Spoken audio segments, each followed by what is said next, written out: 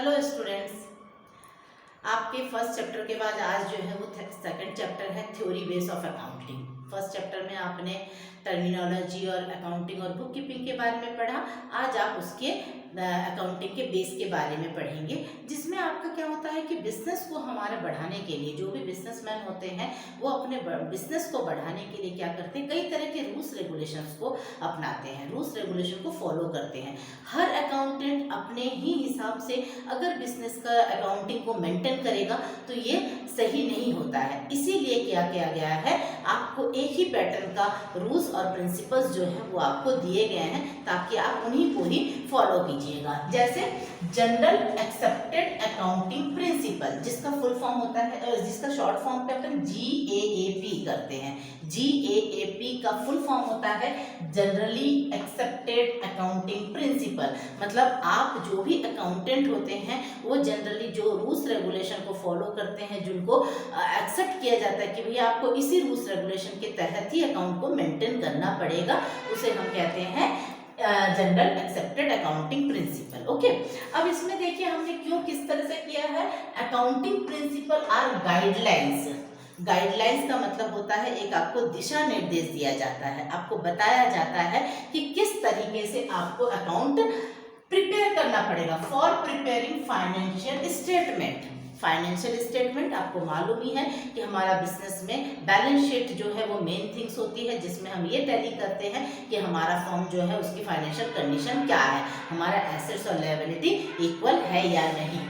And maintaining accounts to bring uniformity. Uniformity को जरा ध्यान दीजिएगा। यूनिफॉर्मिटी का मतलब होता है एक समान, हर जगह अकाउंटेंट जो भी रूल्स है वो एक समान ही फॉलो करेगा, चाहे कोई भी ऑर्गेनाइजेशन हो, चाहे आप पार्टनरशिप करो, चाहे आप कंपनीज हो, चाहे आप सोल ट्रेडरशिप हो, कोई भी बिजनेस सेटअप करिए, पर हर किसी में आपके अकाउंटेंट को जो रूल्स अप्लाई करना पड़ता है, रूल्स फॉलो करना पड़ता है, वो एक समान होता है और एक ही होते हैं in the preparation and presentation of financial statement. ठीक है ना, मतलब आप क्लियर समझ गए गैप, यानी जो आपका जनरल एक्सेप्टेड अकाउंटिंग रूल्स हैं, प्रिंसिपल्स हैं, वो इसी तरह से होता है कि एक गाइडलाइन होती है जो आपके फाइनेंशियल स्टेटमेंट को प्रॉपर तरीके से बनाने के लिए रूल्स बताते हैं कि, और ये हर जगह एक समान एप्लीकेबल होता है। क्लियर?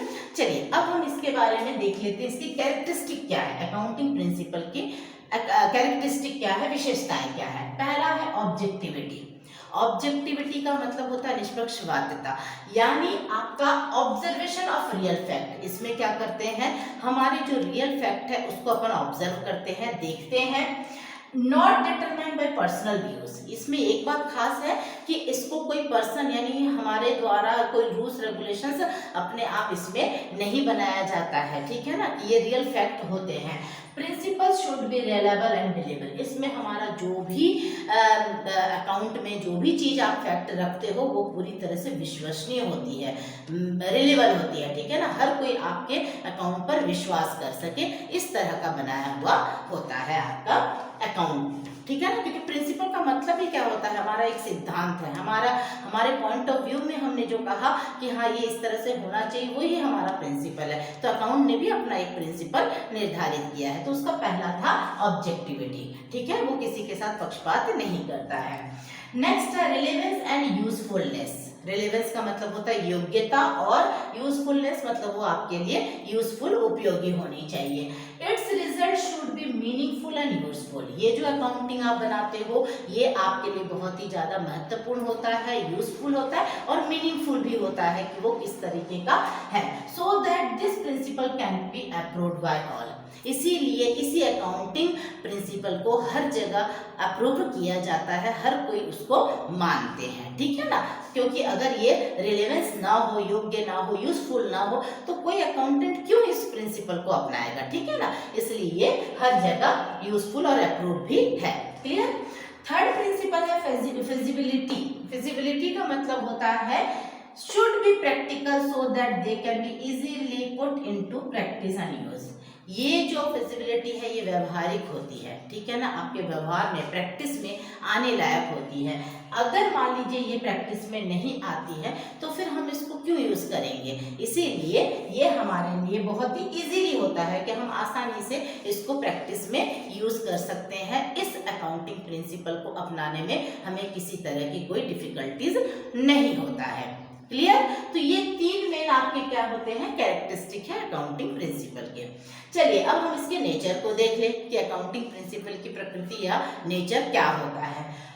पहला है मेड प्रिंसिपल, यानी ये ह्यूमन बींग्स के द्वारा ही बनाया जाता है, ठीक है ना। ये कोई नेचर के द्वारा आपके नहीं होते हैं, ठीक है ना, ये इंसानों के द्वारा ही बनाया हुआ होता है। Based on facts and experience of accountant, बड़े बड़े दिग्गज आपके अनुभवी जो अकाउंटेंट है उनके द्वारा ही इसको सर्टिफाइड किया जाता है, इनको बनाया जाता है कि किस तरह का प्रिंसिपल्स हम एप्लीकेबल करेंगे हमारे अकाउंट में, हमारे बिजनेस में, ठीक है ना। इसमें किसी तरह का बाहरी इन्वॉल्वमेंट या किसी लेबोरेटरी के द्वारा टेस्ट किया हुआ नहीं होता है, ठीक है। नेक्स्ट है evolving influence by business procedure convention etcetera.